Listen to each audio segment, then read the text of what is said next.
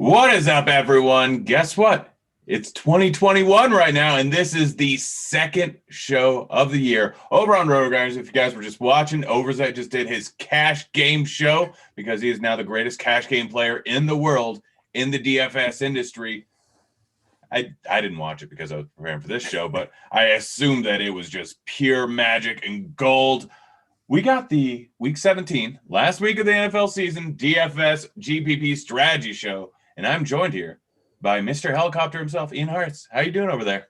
It's tough to be following up the Cash Game King in our first show of 2021, but we'll go out there and do our best. I'm doing good, Grin. Happy to talk some Week 17 slate, or as we call it, DFS Christmas. Yeah, no. How'd your New Year go? It was pretty good. I'm a big, Columbus, Ohio lifer, so I'm hoping Clemson doesn't shatter my dreams later tonight. But so far, so good. And I'll have 10 to 12 drinks with me by that point anyway. So I think we'll be having a good night regardless. Yeah, that's a beaual way to spend New Year's. It's weird. This is one that I know I'm getting old because this is the second New Year's in a row where I've woken up feeling fantastic. I used to live down near the Rose Bowl, and so Rose Bowl was always on New Year's Day. We'd go out, we'd get hammered the night before, and then wake up and just go get bottomless mimosas and tailgate the Rose Bowl. But I think once I hit 30, that kind of just went out the window. I don't know if my body can handle that anymore, but yeah, it's not terrible feeling this good on New Year's Day. Rub it in anymore, man. Rub it in anymore. I mean, you'll feel pretty good in a few hours, I'm sure.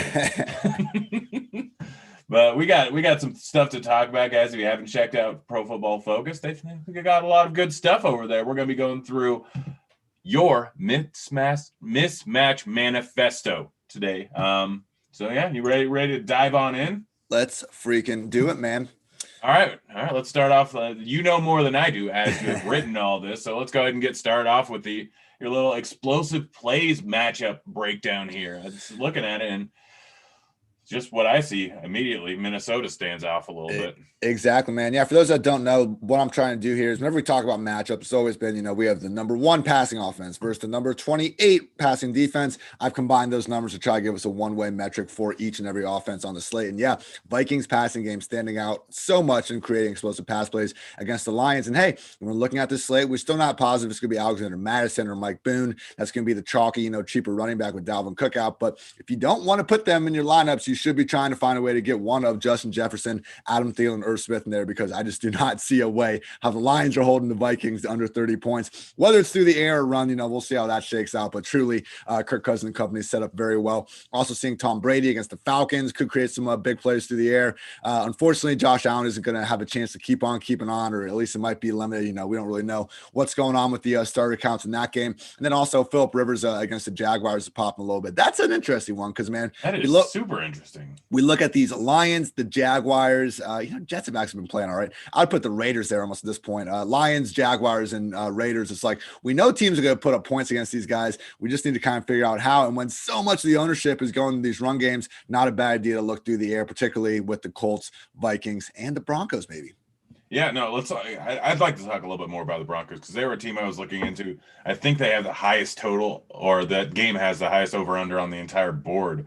Last time I checked, it was Wednesday, so it might be a little different now. But from a DFS perspective, Denver's cheap, but they're expected to score a lot of points. Looking at your article here, it looks like, yeah, it's a perfect spot. The Raiders defense have been horrible.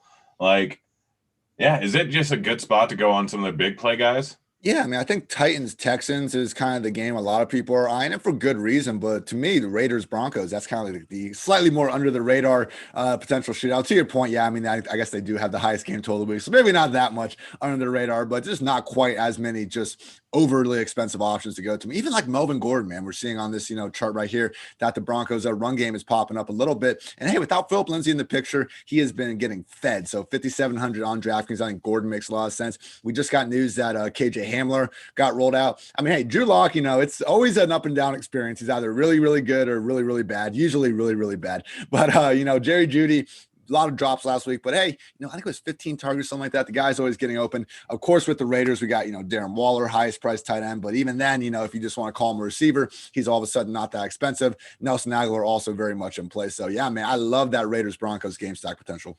Yeah, and something to just note real quick is, when we're talking about Darren Waller, he is priced like a receiver, but on this week, like tight end every single week is not good, but this week we have so many cheap, like 3 to 4K wide receivers. So essentially what you're doing is you're sacrificing a 7K wide receiver for Waller, and then you're sacrificing a horrible 3K tight end that's probably going to get 0 points anyways for an actual wide receiver with some upside. So yeah, I'm a big fan of Waller this week. No, I think that's a great point. There's a ton of wide receivers, priced at that, because like if Irv Smith is kind of the cheapest tight end we're getting down to, I wouldn't say Irv's, at risk of goose egging too badly. But to your point, there's a way more wide receivers underneath 4K than tight ends that we can feel overly good about. Yeah, I mean, you can literally just look at that game. We got Tim Patrick, Judy's at 4.4K. Like there's multiple guys you can end up going with there. So yeah, absolutely. But let's break down a little bit of the pace matchups here. I mean, it's week 17. Pace has kind of gone up and down throughout the course of the season. I know the Dallas started off as the fastest paced team of all time, pretty much for a majority of the season, but things have changed throughout the season. So looking at the overall entire year numbers isn't the most effective way to do it, but you've kind of broken down everything here. What matchup really stands out to you as a good pace matchup here? Yeah, it's Cardinals and Rams. They have been the team to pass the Cowboys, to your point, a historical pace that they were setting up there at the beginning of the year. No pun intended. But so with the Cardinals, hey, man, Kyler Murray, he's going to be out there giving it a shot. And I know John Wolford, everyone's looking at him, under 5K. And I get it. It's not a terrible guy to potentially build a lineup around. Go get your stars with such a cheap option or center. But don't sleep on Kyler Murray. I mean, before he got banged up against this Rams defense, he was literally averaging the most fantasy points per game in a season ever. He just fell off a little bit more in the second half of the year, wasn't running quite so much. Is that a risk with him, now dealing with this lower body injury? Absolutely, but could not pick a more, winner. It's a win and get in game. We know they're going to be, what's the from oh my goodness, from the water boy. It's this last game of the year. There's no holding back now. So you would expect that with Kyler Murray and the Cardinals, go run your heart out, dude. And even if you don't, even if you want to say Kyler is probably going to be limited to some extent, hey, Chase Edmonds has been practicing all week. And when Kyler has been limited, has been more targets and more goal line rush attempts for Kenyon Drake. So it's scary going up against Aaron Donald and company, but man, we'll get to in our best bets. I feel like we're giving the Rams way too much credit for having something named John Wolford under center. Yeah, no, the big thing with him is he's a guy, I don't know too much about him. Maybe, I mean, Sean McVay's a smart coach. Maybe he does a whole bunch of just short passes, just dinkers and dunks, and plays really conservative the entire game. But having a new quarterback under the center, doesn't have a ton of time to get fully entrenched in the offense, there's a decent chance that he turns the ball over a few times in this spot, and then the Cardinals end up with great field position. It's not just going to automatically be run, punt. It could be a few spots where the Cardinals turn the ball over on the 30-yard line, and just adds to more points in those type of volatile situations. But yeah, what about any other game? It looks like the Giants and Dallas is looking all right, but again, that little bit of that pace has gone down since the beginning of the season. It looks like Atlanta, Tampa Bay has a decent pace spot. What are the other spots you're looking at outside of how is Mahomes not being in there going to affect the pace of the KC game? I can't imagine. They're just going to be ripping through things. It's going to be a completely different team, a completely different offense. And I won't give away all my best bets right now. But again, I think that the fact that we're seeing the Chargers only 3.5 point favorites against Chad Henne, who hasn't started a game since 2014. If he had Tyreek and Kelsey and just everyone else out there, okay, maybe we can get behind it. But no, I think KC's getting far too much credit in the spot. I'm fine loading up on the Chargers players. And you know what? I came on here last week and I was all in on the Eagles. I did not think the Cowboys had a chance against that defensive line. But hey, Fletcher Cox gets hurt. One thing leads to another. Gotta give Andy Dalton and company credit where credit's due. They've been putting up some points lately, and I think Mari Cooper could be someone that could benefit from this. We saw Michael Gallup go off last week. I think people were going to kind of overrate the potential shadow matchup with James Bradbury. The Giants just play so much zone that it's not really that big of a deal anyway. So I think the Cowboys and also Ezekiel Elliott, lowest price he's ever been on DraftKings at 6,400. Hey, it's not the Dak unit, but it's at least not that dumpster fire we saw for the first couple of weeks after Dak got injured. So Cowboys, they still are using a fast pace. It's not the blistering, one they had earlier in the year, but certainly not an awful spot. And then quickly, Packers, Bears, Saints, Panthers, Seahawks, 49ers kind of popping as the lower pace matchups. I'm just, man, I don't know when and if Russ Wilson and company can get truly back on track. It's just wild how, explosive they were in the first half of the year and then kind of what they've become now. But with that in mind, Chris Carson could be someone that, we've been waiting on to really pop off for one of these big games. But Chris Carson, Jeff Wilson, in these slower pace games, we're not looking to game stack it as much, but still some potentially good options at the running back position in particular.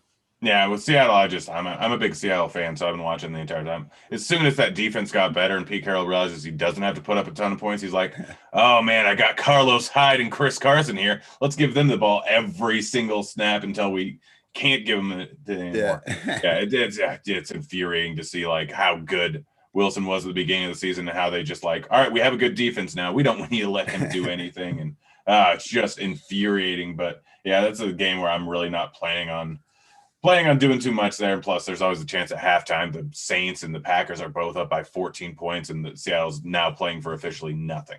So that's week 17, always the greatest week of the year, where you just think you have the absolute nuts, and then they don't come out in the second half, and you're just completely done for. But that's it. It's a fun ride while it lasts. Let's look at the next part of your column here, the pressure rates for these matchups here, and what's really standing out on this for you? Yeah, a couple guys that could be screwed. Sam Darnold against the Patriots. Patriots pass rush isn't amazing, but the only two offenses this year that have been pressured on at least 40% of their dropbacks are the New York Jets and the New York Giants. So seeing Daniel Jones popping a little bit as well. Again, Ezekiel Elliott and the Cowboys defense, I know they burned us all season, but this might be a decent under the radar spot for them against the Giants team that just cannot move the ball without Daniel Jones having any sort of mobility. And also, hey, Miami, if we just want to look at teams that have motivation playing teams that don't have as much motivation, Miami Dolphins defense against the Buffalo Bills team that, again, we just don't know how long Josh Allen's going to be out there. That's been a good defense under Brian Flores all year. And Josh Allen, hey, he makes it work, man, but you put Matt Barkley back there, I don't think it's going to be quite as pretty of a picture as we've seen throughout the rest of this year. Guys that could have all day to throw. Phillip Rivers popping again this Colts passing game. Gun to my head, sure, I think Jonathan Taylor gets most of the production, but Naeem Hines, T.Y. Hilton, Zach Pascal, there are other options to look at in this Colts offense, because this, again, is one of the best matchups that we can ask for against the Jaguars. Then also, hey, if you really want to go on a limb, man, I did a DFS breakdown article on PFF.com this week. I just had a Galaxy brain dart throw section, and I was looking at one guy in the Pittsburgh Steelers offense, and that is Deontay Johnson, because hey, Ben Roethlisberger's sitting. Everyone else, we don't know. And hey, to your point, maybe second half rolls around, he's only got 4 targets, and we see him, helmet off on the sideline, and we're just infuriated. But for someone that is the outright number 1 pass game target facing a Browns defense without Denzel Ward, Deontay was Mason Rudolph's number 1 receiver last year. So it's not like it's, we have no evidence of him balling out with Rudolph under center. Hey, if I make 100 tournament lineups, Deontay's going to be in like 2 or 3 of them. I'm not saying to go crazy on it, but I do think in this Pittsburgh offense, if you really want to try to crunch some numbers and find one guy, I do think it's Deontay Johnson, because he's going to have such low ownership because he's being priced as if Big Ben is under center. Yeah, and I mean, it's interesting. Like Big Ben, he's not the greatest quarterback in the world. Just he gets a huge volume of like low A dot targets. Like he's just giving Deontay the ball over and over again. I think, outside the games where every game that he's played, the full game, I think he's averaging 14 targets in those games. It's just something absolutely ridiculous. And with Mason Rudolph under center, I'm guessing they're going to run with the same type of quick throw offense that they have been. But it's interesting because, like, obviously Juju or Claypool could end up going up, but none of those guys are going to end up with any ownership because Steelers really aren't playing for anything, and Big Ben's not under center. But it's definitely a decent GBP spot if you really want to go like in the Millie Maker. It's not the worst idea in the world. So I'm right there with you, especially if you want to bring it back with Nick Chubb over on the other side, because they're going to be running the ball late in the game. Yeah, there's always, because they're not just going to entirely give up and roll over, I would assume. And the Browns defense is probably going to be the chalkiest one out there. So if somehow, some way the Steelers offense has some success, it's a pretty nice leverage play. Yeah, right there with you. Anything else in this pressure spot here, or do you want to move on to the next one? Now we can move on to yards before contact, and we're seeing the Baltimore Ravens against the Bengals really stick out. I was looking at Lamar Jackson's game log against the Bengals, and they have not been able to slow down this guy on the ground until their first matchup this year, when it was so easy for them that Lamar only ran the ball twice, and we ended up getting a week's worth of like, are we sure Lamar's okay? He only ran the ball twice in an entire game type of take. So, hey, credit to the Bengals for getting that win against the Texans. Much and the win against the Steelers. Oh my gosh, you're right. I forgot about them. I wiped that I one from my bet on mind. the Bengals. I live bet the Bengals on both those. Like last week versus the Texans, they were plus 260 when they were up 3 points, like in the third. I'm like, this line isn't right for a team that just beat the Steelers, and the Texans aren't a great team by any means. So yeah, no. They're playing better, man, for sure. I do just worry about their ability to slow down a Ravens offense that is starting to click a little bit in their own right. And also we're seeing the Rams running backs up pop a little bit. Still trying to see if Cam Akers is going to be out there. Obviously, Malcolm Brown's going to be very popular at just 4,300 on DraftKings, if not, and for good reason. I mean, look, they don't want to take the guy off the field on pass downs and like short yardage situations anyway. Now you strip away the rest of the running backs. We could be looking at a true 90% plus snap roll. Seeing the Giants running backs popping a little bit against the Cowboys because everybody pops against the Cowboys run defense, but I think it's too muddled to take too much advantage of. Last one, the Bears quietly haven't had that great of a run defense this year. They've been giving up a lot of explosive plays, and I know AJ Dillon went berserk last week, but Aaron Jones just got banged up in that game. Jamal Williams is still hurt. I think Aaron Jones, we know he has those 150 plus, even 200 total yard type performances in his range of potential outcomes. Packers got to keep their foot on the gas. I know it's been the Aaron Rodgers Devontae show all season, but hey, at least this chart point in the direction that Aaron Jones could be a nice guy to target in tournaments. Yeah, and I'm sure the fact that Aaron Rodgers has pretty much locked up the MVP vote now that Mahomes isn't playing last week of the season. Probably like they're not just going to throw the ball on the 1 yard line every time now, just like they have been all season long. I mean, it's been beautiful if you've been playing Adams. It's been horrific if you've been playing Jones. But I mean, it is what it is. Like it's working for them.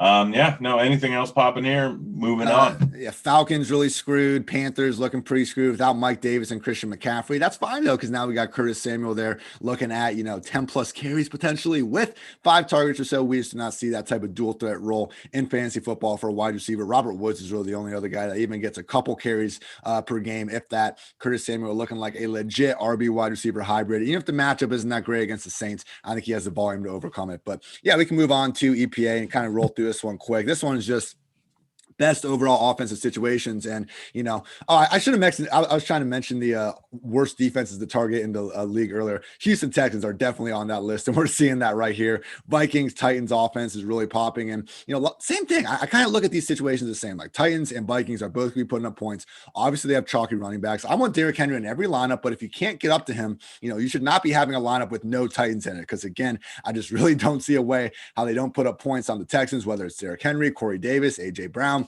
There's a lot of guys, even Jonnu Smith, who's been playing a little bit more than usual over the past few weeks after having a long string of duds throughout the middle of the season. So Titans, Vikings, get as much access to those offenses as you can. Good bring back potential for the Texans. And then also the Chiefs are popping, but obviously that's only because it's assuming Patrick Mahomes is under center. So the only guy, are you interested in anyone on the Chiefs? Because a little bit, Mecole Hardman maybe, but I don't even know with him. Like we just have no idea what the playing time is going to look like.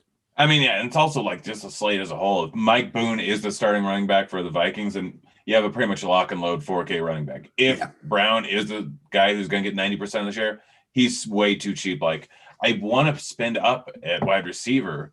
The problem is, or spend down at wide receiver on a few of these guys. Like, yeah, Hardman has a chance for a huge game. Him and Robinson, like if Hill and Kelsey are out, there's so much of the offense that is going to go to other guys, and they're priced not like just way too low. Even with Henny under center, they have big upside. They have huge game potential. They're both very talented wide receivers, but Robinson and Hardman, I just don't know if I can actually leave that much money on the board. I mean, unless it's going to be a week where I pretty much lock in Darren Waller, which is looking like a distinct possibility if all this value ends up opening up. I don't know if I can really pay down that much for wide receivers because there's just so much value at the running back position that it becomes real tough. Yeah, no, I think in cash games in particular, you're going to have to take the value at RB tournaments, though. That probably is the way to be a little bit contrarian, just kind of fade this, low price running back group as a whole. It's going to be tough because to your point, they certainly have the, projected touch count to warrant, kind of taking on that higher priced ownership. But hey, if you want to separate your lineups from the field, probably fading those cheaper running backs and going with more of a overall mid-tier approach, or maybe, just paying up at the running back position and really going low at the wide receivers might be the way to go in tourneys.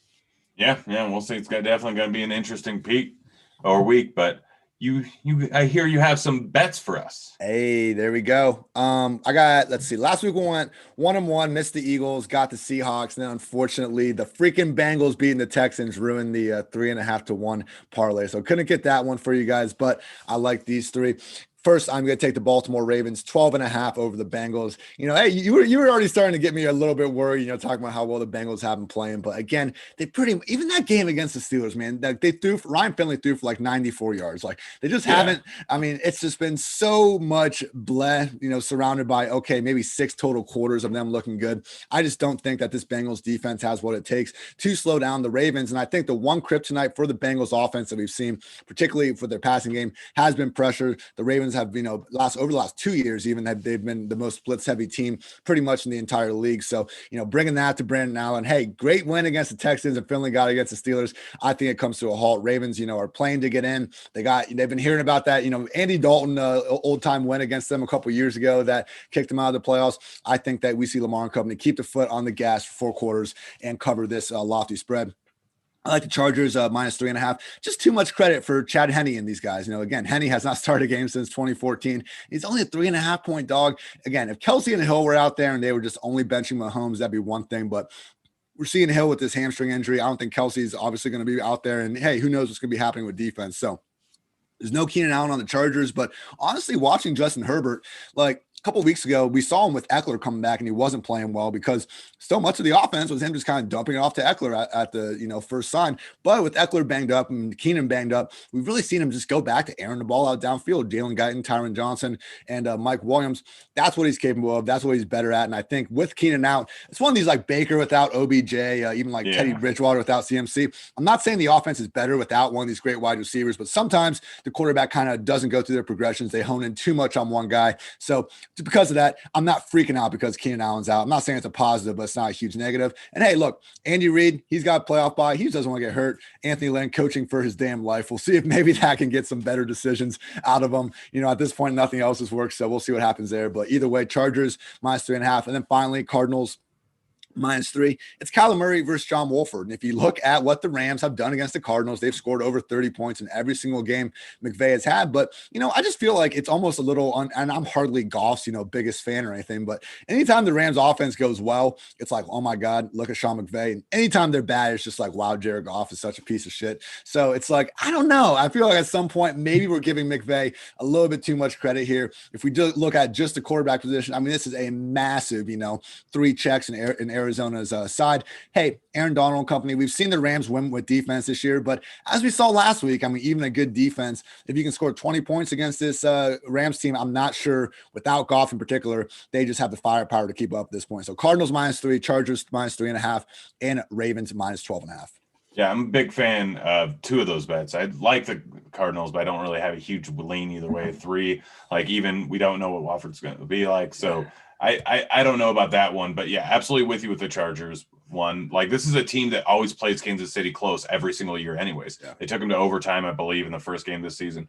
Last season, I think that they kept both games very close. Like season before, they almost beat them in the playoffs, if I remember correctly. Like they played this anytime there's a divisional game, like you get the better team now because Mahomes not in the offense. We don't know what the defense is going to be like in full on tank mode. Like Reed is a genius, but this Chargers team, like their offense is good and their defense may be mediocre, but they're facing a real secondary offense. So I'm right there with you on the Chargers. And yeah, Baltimore, I don't like betting huge spreads. Like I generally don't like betting huge spreads, but whenever Baltimore has faced a bad team this season, they have absolutely destroyed them. Like they have one of the biggest point differentials in the entire league this season, playing so many close games or losing so many close games. They have 130 point differential this season. We look at their schedule. They beat the Browns week 1 by 32. They beat the Texans by 18.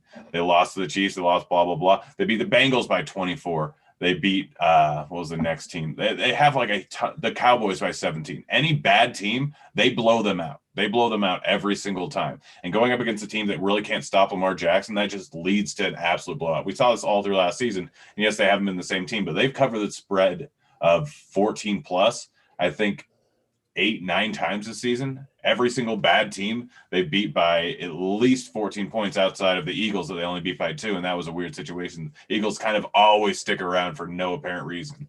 Well, I think it makes sense to feel better about backing a big spread from a run first team that when they, okay, if they're building that lead, they're building the lead on the ground and they're just going to keep going on the ground. Even if it's Dobbins and they take him out and it goes to Gus Edwards, they're still moving the ball. And to your point, they've continued to cover these spreads over the past 2 years. So, yeah, man, look, I don't love laying that many points either, but I think in this particular instance, it makes sense.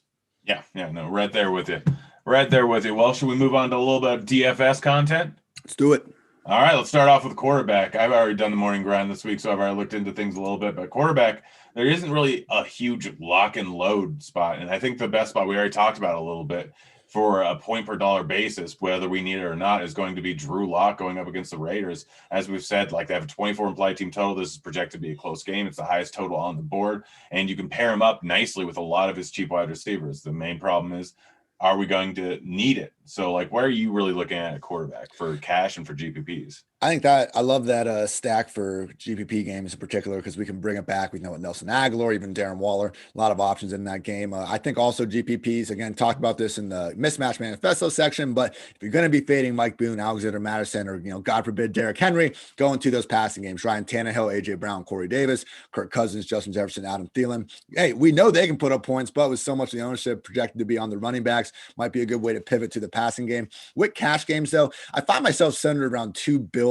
Right now, I'm liking Justin Herbert, stacking with Mike Williams and Donald Parham. It's just so cheap without Keenan Allen in there, and you can get his number one tight end, who Parham played over 80% of the offensive snaps last week without Hunter Henry involved, and then also Mike Williams, who is healthy. Remember, he was limited in that game 2 weeks ago alongside Keenan Allen, but last week we saw Mike return to his normal role. And without Keenan in there, man, I truly believe in Mike Williams as, a legit number one wide receiver. It's not his fault. He just has someone better on his own team. So Herbert, again, it's he's not cheap at 7,100, but because his top two pass catchers are fairly cheap, very affordable stack. And the same kind of goes for Lamar Jackson, man. We talked about the Ravens and their potential to put up points. Obviously, he gives you such a high rushing floor. And, at 8K, yes, he's the most expensive quarterback, but when you consider that Marquise Brown's under 6K, Mark Andrews is under 6K, you can pair him up with easily his top two pass catchers.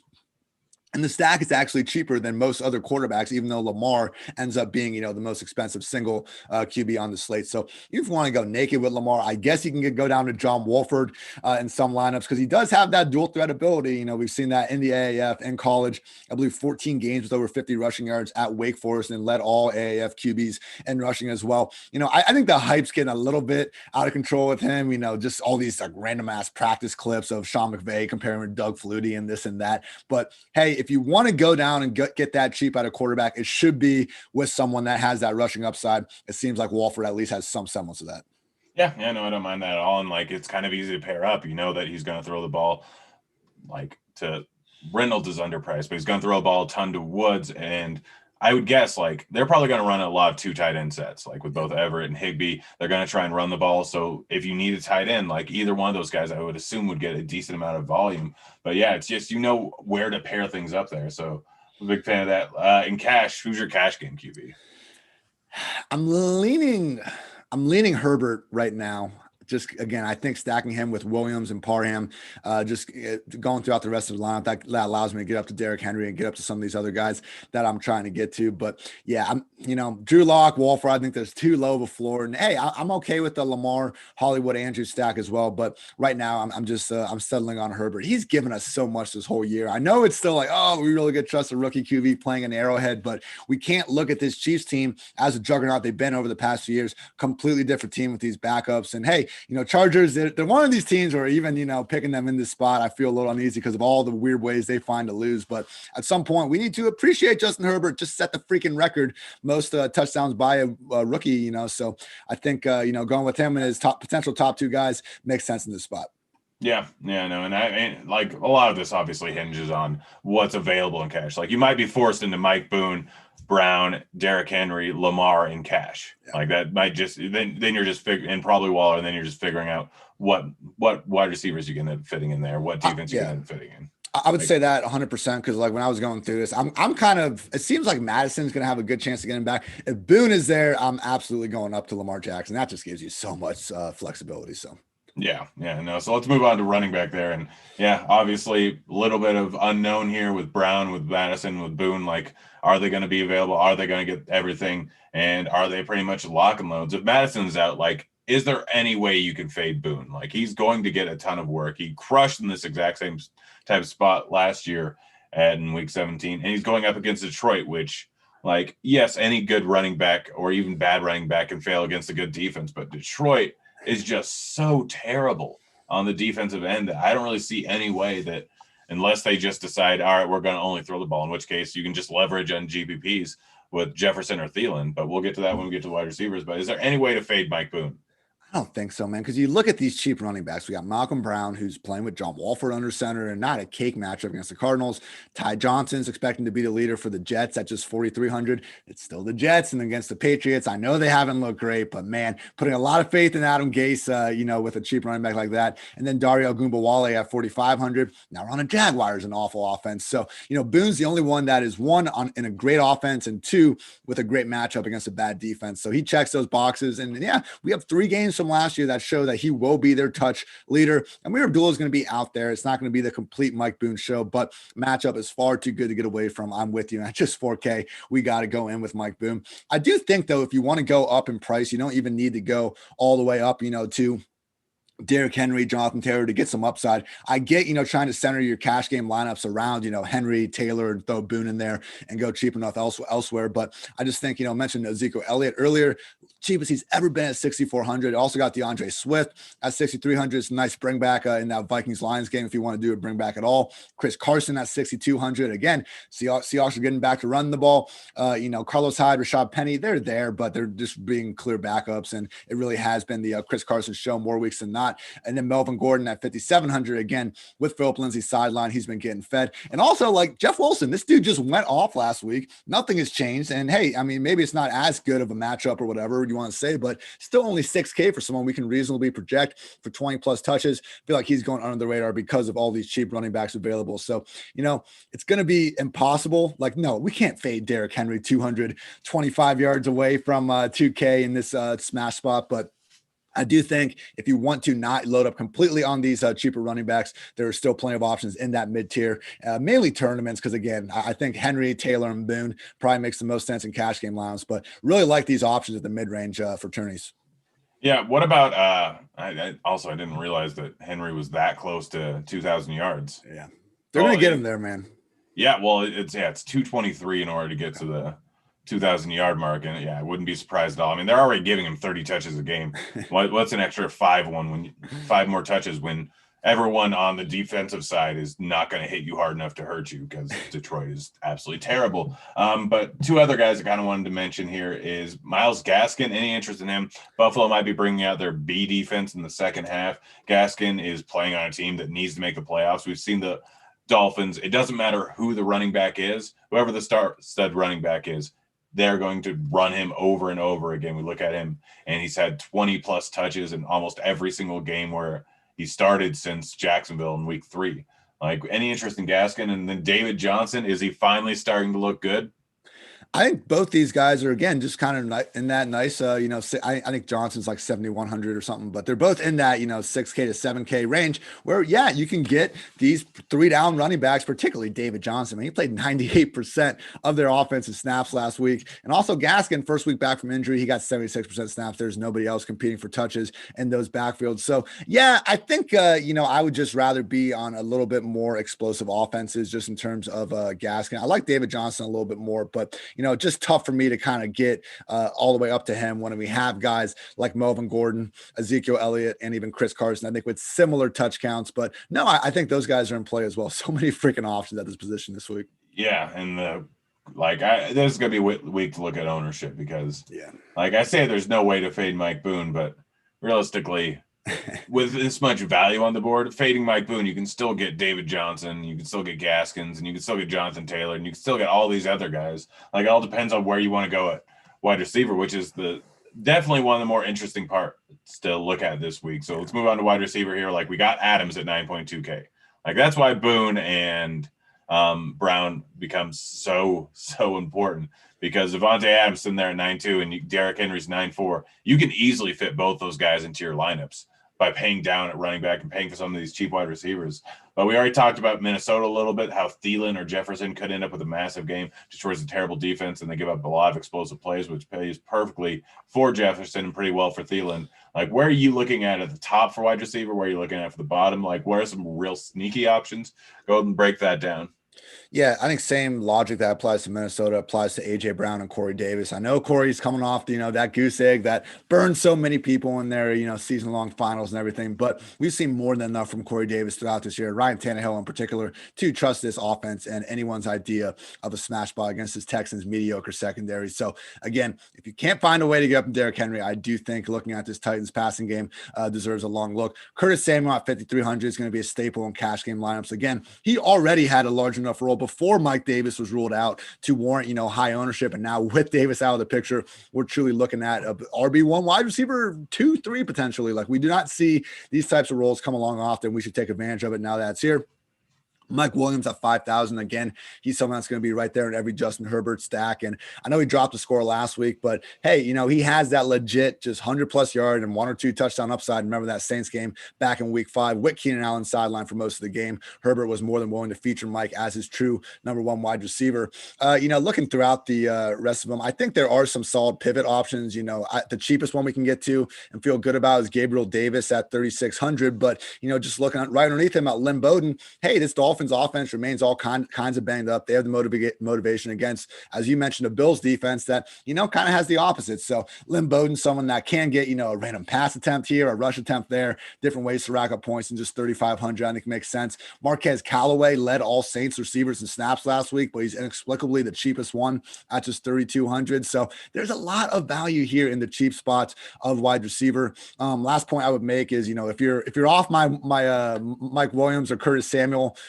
trains, particularly in tournaments, I do think there's some ready-made pivots there. We got Sterling Shepard at 5,200. Golden Tate's been sidelined. Shepard historically has been one of the more slot-sensitive players in the league in terms of just being so much better inside, and we have seen those snaps really get enhanced with Golden Tate sideline. Kiki Kuti at 5,600, bringing back in that Titans matchup, I think it makes sense. And then finally, Marvin Jones at 5,100 if Matthew Stafford is active.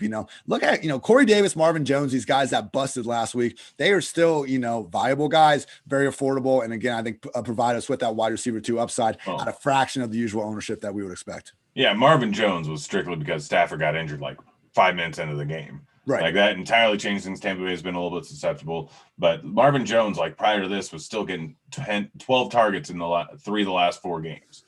Like, he was getting targeted a ton, and then that game turned just into an absolute nightmare.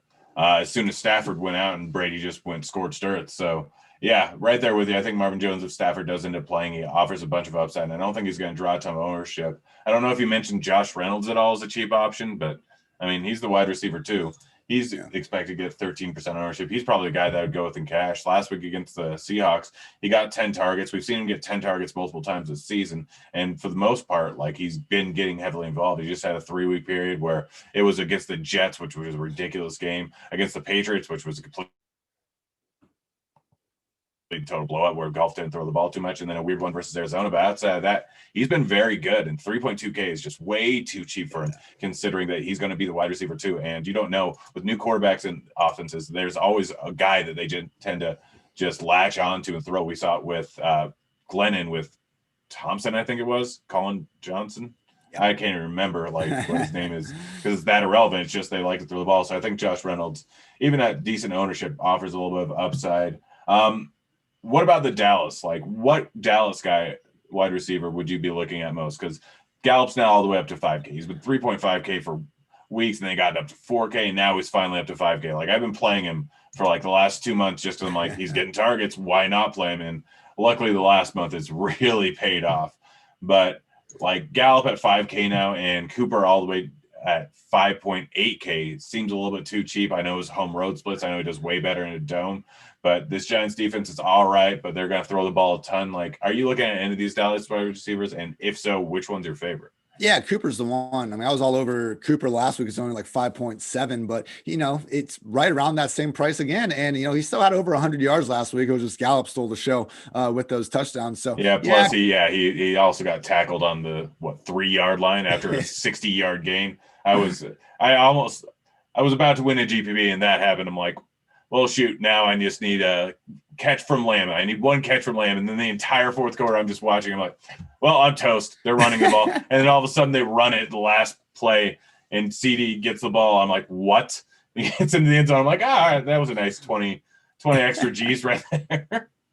We'll take that one. Oh yeah, man. But no, I think Cooper out of any of these guys just makes the most sense. Again, I think people, tend to, and as someone that writes a wide receiver cornerback article every week of the year, I understand these matchups matter. I just think people a lot of times put a little bit too much stock in them. We're still looking at an incredibly talented number one receiver, priced under 6K, and an offense that has scored 37, 41, 30 points over the past 3 weeks. Giants defense is solid, but when Daniel Jones and this offense are this bad, it's tough to expect them to continue to keep, their opponent under wraps. So Mari Cooper, he has that legit, 150. We've seen him go completely bonkers against usually the Eagles, but different teams in this NFC East division over the years since he's joined the Cowboys. So haven't had one of those true just berserk games this year. Maybe it's not coming without Dak, but hey, it would be fitting in week 17 to see Cooper, who kind of has given us a floor this year, surprisingly, other than a game or two, to really get back to being that, boom candidate that we know and love. Yeah. But I think that's it for wide receiver. Anything? I guess one guy I kind of want to that I'm a little bit interested in for GPPs, Jamison Crowder. Like, have we seen a guy with more random upside this season that no one ever plays?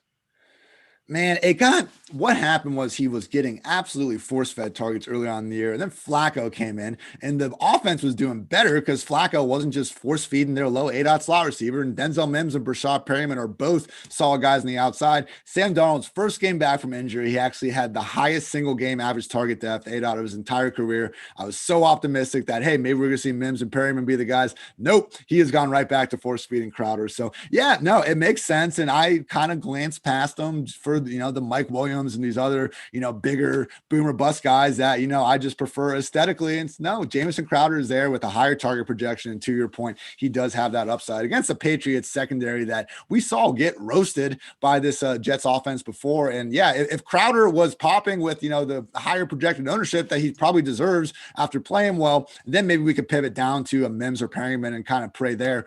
But, I think with the fact that people continue to underrate this guy, yeah, in tournaments, Crowder again continues to make a lot of sense inexplicably. Yeah. All right. Well, let's move on to tight end here. Start off with Waller. Waller is the top projected guy for both ownership and for points. Like, Waller is the guy I want if I can pay up for him. It's just, can I pay up for him? Likely I can. And do I want to if he's going to be 20% owned in this spot versus the Broncos? Yeah, I mean, I don't even feel like you necessarily have to. He is affordable, though, because if you just look at him, if you remove the tight end positional designation, like Waller is the Raiders' number one receiver, and he is not priced as a top 10 receiver on this price tag. So I love the analogy you made earlier, where it's like you put Waller in there and you just get to a cheaper wide receiver. We have Josh Reynolds, we have Marquez Callaway, and we have these cheaper, guys literally at 3,200 where you're not going to find a tight end at that price point with nearly the same floor, and we're getting Waller at 7,100. And again, he's just as viable as, any of the other wide receivers priced around that range. So love that call. I do think, Kittle is also shaping up as someone that's going to be fairly chalky, deservingly so, but he only played 50% snaps last week. I know we got, the shower nader going on with him and CJ Beathard under center, but I just, I'm a little too worried about those overall snaps to trust Kittle, even though his price is certainly affordable. I prefer just to go one spot lower to Mark Andrews, particularly in those Lamar Jackson stacks. If you want to try to save some money, I mentioned Donald Parham earlier at just 2,900. Hey, with these cheap tight ends, there's always just, the complete bust factor. But Parham, at least we have 1 week's worth of action that we've seen him, play legit full down role. We're not just guessing that he's going to get that this week. We have evidence that he should be out there for pretty much every single snap. And hey, he's one of these classic, ex-basketball players all of us fantasy football analysts love to. He's just the second coming of Antonio Gates, isn't he? There we go, man. All the stars are aligned. But truly, he's not this dad bod fall forward tight end. He's a legit talented receiver.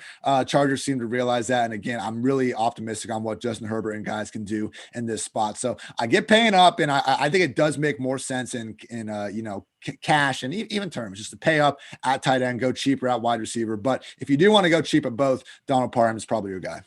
Yeah, well, with Kittle, have you heard any news about what a snap share might actually be in this game? Because I mean, Ayuk's probably not going to play. Like Seattle's a good pass defense, but they still might pass the ball a decent amount. Kittle could end up with a ton of targets if he plays 75+% of the target share.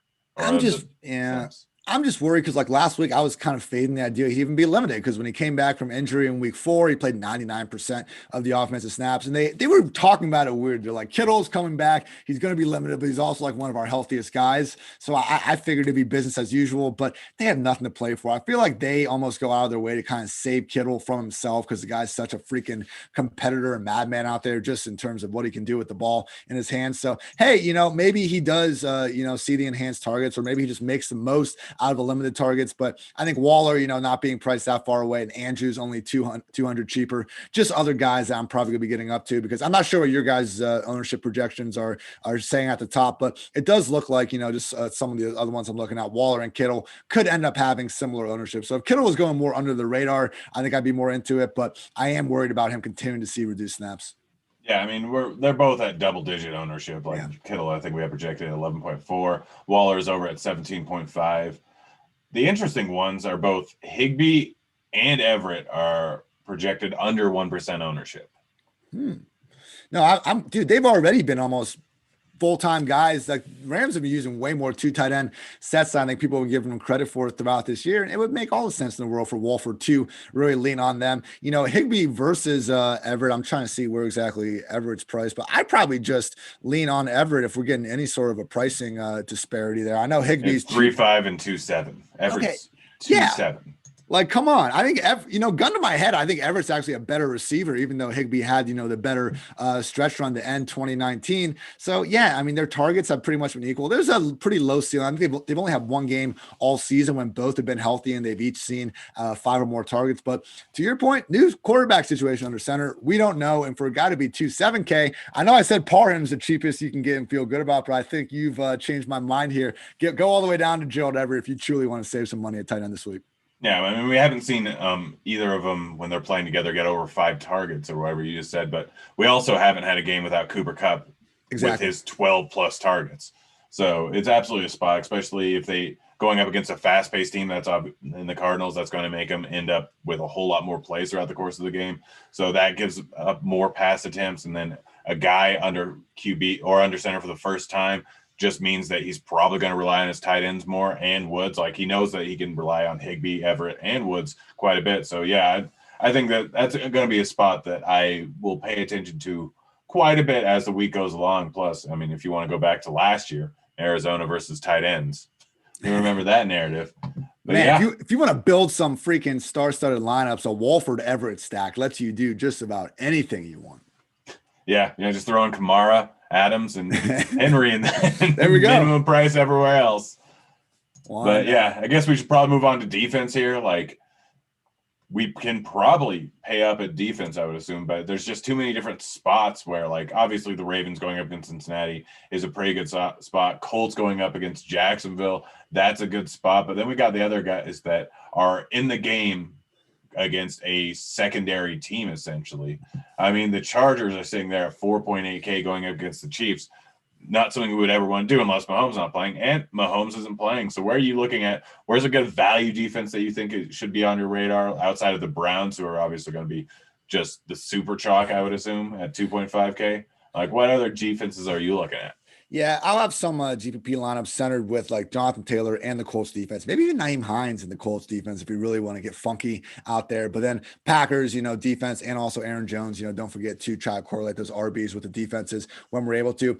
Browns are, deservingly super chalky because they're such a cheap defense. They're not a great defense, but they're, okay enough, and they're facing a backup QB. But go up $100 to the Minnesota Vikings, who have a fraction of that ownership. They're also not a great defense, but they're at least well coached under Mike Zimmer. And if Matthew Stafford's out of the picture, we're looking at them facing Chase Daniel. So I think that the Vikings are just an easy one that we can, get away from the chalk. And hey, let's be honest, like defense, one of the hardest, if it's probably the hardest, position to try to predict and project on any given week. So the fact that, there just is one that has this much ownership, I think we should be looking elsewhere. Also, Titans defense at 2,200. I know what the Texans keep saying about Deshaun Watson playing the whole game, but even if he does play the whole game, like his just style of quarterbacking does kind of lend itself to some solid defensive performances, takes a lot of sacks, takes sacks because he's a magician. He can turn nothing into something so often. He has to put the entire team on his back. But, we have seen Watson, Russell Wilson, these quarterbacks that do kind of run around the backfield, have these games where they get sacked 5-6 times, lose a fumble here or there. So Titans, much more to play for, and they are truly the cheapest we can get down to. But Browns also makes sense. If you want to go with Nick Chubb, go for it. But I think Vikings and the Titans in particular, in tournaments to get away from the chalk, sign me up. Yeah, no, I like pretty much all those calls. Yeah, right there with you. I think that pretty much does it for us. I think we got through everything. I don't know how long this show is supposed to be. I'm replacing Stevie this week because I believe it's his anniversary. Oh, there you go, Stevie. Yeah, I know. Yeah, I had something important to do, some important family stuff. So I was just sitting here doing nothing, drinking coffee. So it worked out perfectly for me. But yeah, no, I think we got through everything. Any last thoughts before we get out of here? Yeah, bro. I think we were good. It's been a fun 17 weeks sharing, some DFS picks with the grinders. I hope you all have had a good, as good as 2020 could have been, a much better 2021 ahead. And let's end things with a bang in week 17. Best of luck to everyone out there. And it was good doing the show with you, Grant. Yeah, it's nice. I officially had a good 2020. There we go. In life and in DFS and in gambling. So everyone says it's a terrible year. It turned out all right for me. So it could be worse. All right, guys. Thanks for tuning in. Good luck on your contest this week. Pay attention to the news as the week goes on. Watch out for Mike Boone. Watch out for Malcolm Brown. We're out of here. See you, kids.